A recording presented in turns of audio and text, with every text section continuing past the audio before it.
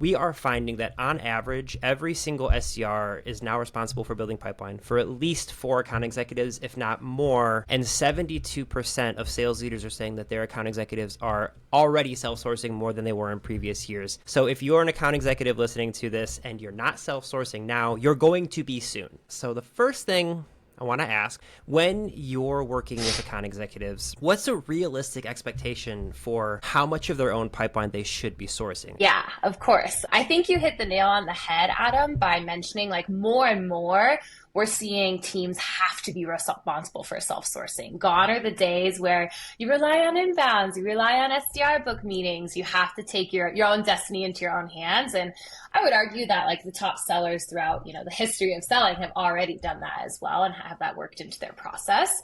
It is tough to put an exact like percentage or number on it because every segment, every company, every business is going to be different and every person is going to be different.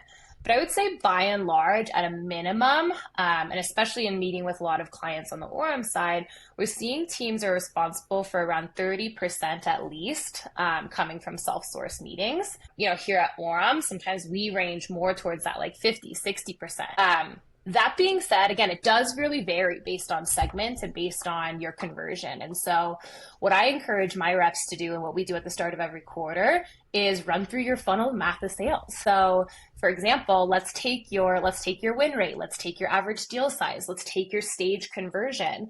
And maybe your goal is not to hit 100% of your number, but you want to double your number. Let's put that ACV number in the math of sales and work backwards and get really specific with how many demos or how many SQLs, however you classify it, you need in order to hit that goal. And then I would look at historical data and understand how many of those opportunities in the last year or the last quarter have come from marketing, how many have come from SDRs, and then you can determine what that gap is. And then put a little bit extra on top of that gap just in case things push or miss or whatever, right? You got to plan for the worst and make sure you're prepared there.